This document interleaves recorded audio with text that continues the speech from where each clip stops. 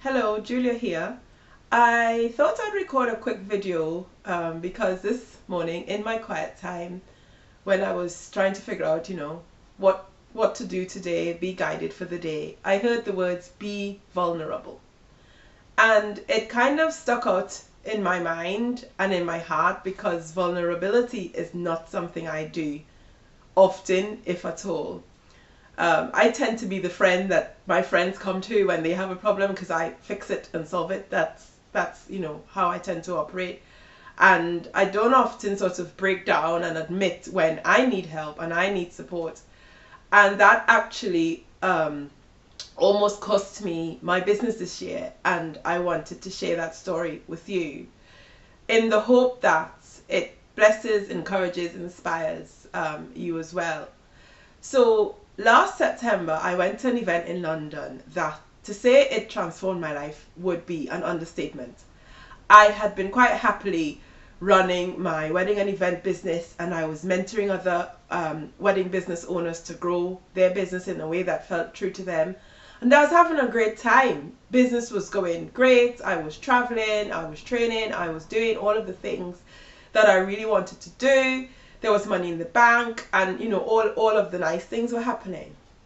And then I went to this event and discovered a whole new way of living life, and of living life in a better way. And I didn't even think better was possible at the time that I went to the event. Basically, this event really started me on my up-leveling journey.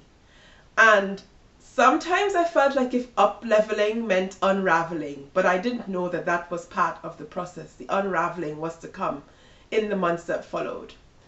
At the beginning of this year, I started to feel prompted to share my skills, my knowledge, my experience in putting together wedding packages with other service-based business owners who really had my heart. And the idea is, I'm the one that talks too much. So if I know something, I want to tell everybody, kind of thing.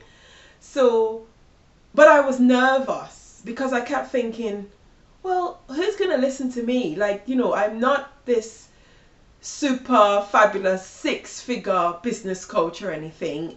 I'm just Julia, wedding planner turned mentor based on my experiences, and was having quite a good time being that woman, really. But it kept gnawing away at me and gnawing away at me and gnawing away at me, that I realized that in sticking to wedding planners, I was really playing small because I wasn't afraid of what people would say. I was afraid of what could happen, the possibilities, the good possibilities, not really the bad ones. And little by little, clients started drying up, for want of a better word. Slowly but slowly, slowly but slowly, some of those yeses started to not come and turn into no's. And I couldn't figure out why. I was offering what I'd always offered, what had always worked, what had worked really brilliantly. And I just couldn't figure out what was happening. And I heard a friend of mine say something the other day, and it really resonated with me. And she said that she felt as if she had a sock in her mouth. And I realized that's exactly how I felt. But I'll let you know a little secret. I train as a forensic scientist, so sometimes my brain will go in a completely different direction to most people. And the thing that I remembered was, when you've got a sock in your mouth, you still get a little bit of air, a little bit of air. But you don't quite realize that every time you inhale, that sock goes a little bit further. And I don't mean to sound morbid, but what I was doing was exactly that. I wasn't saying what I felt called to say because I was scared of what could happen. And in the end, little by little, my air got cut off. And I almost lost my business because I had no clients. And when I say no clients, I mean no clients. Now, we're not taught to admit when things go wrong because, you go on Facebook, you go on Twitter, and somebody's just sold 10 grand's worth of business, and somebody's made, £6 million in 5 minutes and all of those things. And you feel, well, I'm not doing that. I'm making nothing. But the thing that kept coming back to me, and what I realized was the reason that clients were saying no was because what I was now offering was not matching what was on the inside of me anymore. So my inside had changed as part of my up-leveling process, but my services hadn't changed because I was scared. And the minute that I stepped out and decided, sod this, basically, well, I didn't say sod this, I said a naughtier word. I thought, I've got to do what I feel called to do, what the journey has taken me to do, and that was to serve other service-based business owners and share what I knew. Now, part of the thing was I didn't have like a 6-step process. I didn't have all of those things that everybody else says that you must have. And I was like, how do I get this message out?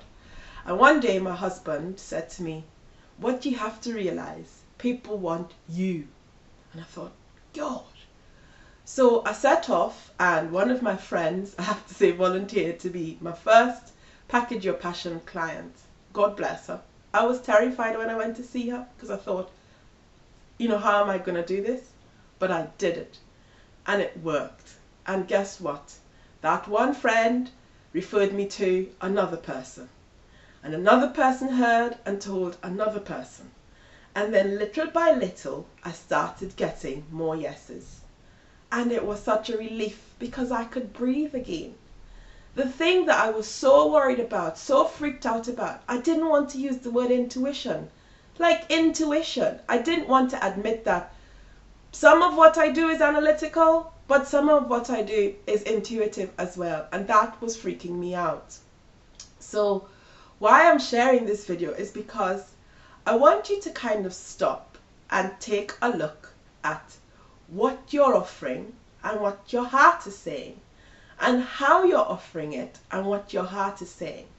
And I can tell you and I can promise you that if what you're offering and what your heart is saying are two different things, then it will be really, really difficult to get that yes. So if anything that I've said has resonated with you, I'd really, really like to know. It helps sort of me to grow as well, to hear back from you. And so I've set up a very temporary webpage called talkwithjulia.com, and I've put a link to my diary on there. And I mean, by all means, do go and book some time and let's just have a chat, because my heart really is to help what's in your heart match up with what you offer so that your clients say yes. And I know sometimes you can freak out because what you're doing is working, but you've changed, and so you need what you do to change too. I hear you. I was there.